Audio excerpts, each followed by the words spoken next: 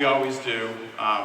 We come to the keynote on Thursday to talk about the future, and I think, as you've heard through the week, the future is very important to us at Intel. To get a better idea of the future we want, we've actually embarked on something we call the Tomorrow Project. A few of you may have heard of that, particularly if you were down in the technology showcase and visiting the Theater of Tomorrow. We've been doing all kinds of interesting projects. We've been interviewing influential people, talking to thought leaders, working with science fiction writers who do a wonderful job imagining the future. But I think it would be, best summarized for you if you heard from Brian David Johnson, a resident futurist at Intel, about the Tomorrow Project. So let's watch this video. So let me ask you a question. What if you had enough computational power to count every star in the universe in just 20 minutes? What would you count or calculate or develop? Computing is not just for computers anymore. What will your future look like when you're surrounded by intelligence?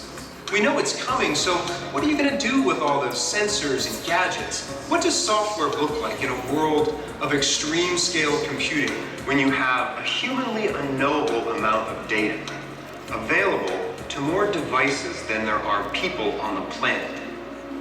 These are the kinds of questions that we're asking with the Tomorrow Project. The Tomorrow Project is a new way to think about the research that we do at Intel. We're asking these kinds of questions to engineers and scientists, to legends and luminaries, even to science fiction authors and impassioned experts. Nothing can replace the traditional research we do, but the Tomorrow Project gives us a new way to imagine the future and ask ourselves, what role can technology play? Just look, today this room is full of intelligent people, people who are developing and building the future every day.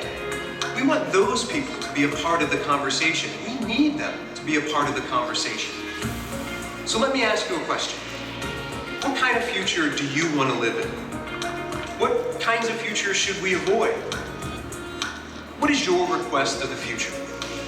I want to invite you all to join the conversation.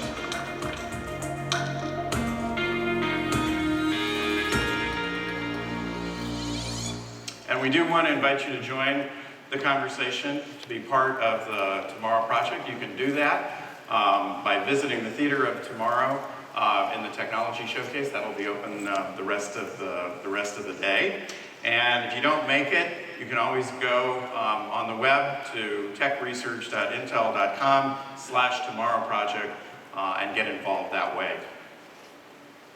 Well, it's been quite a week at IDF. I think you'll have to agree. Paul got things kicked off by describing where we are in the evolution of personal computing.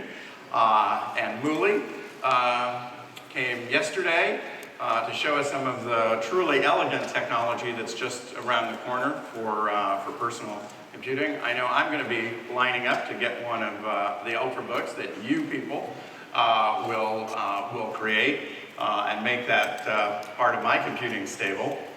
And I've just described for you the start of a decade-long effort to take computing to new extremes of energy efficiency and performance. I think what that means to all of us, and I know when I step back and think about it, I realize that we're at a very significant point in time. It's a time where technology is no longer the limiting factor. What limits us today is really our own imagination. And given that, I want to challenge each and every one of you here to create your own vision of the future.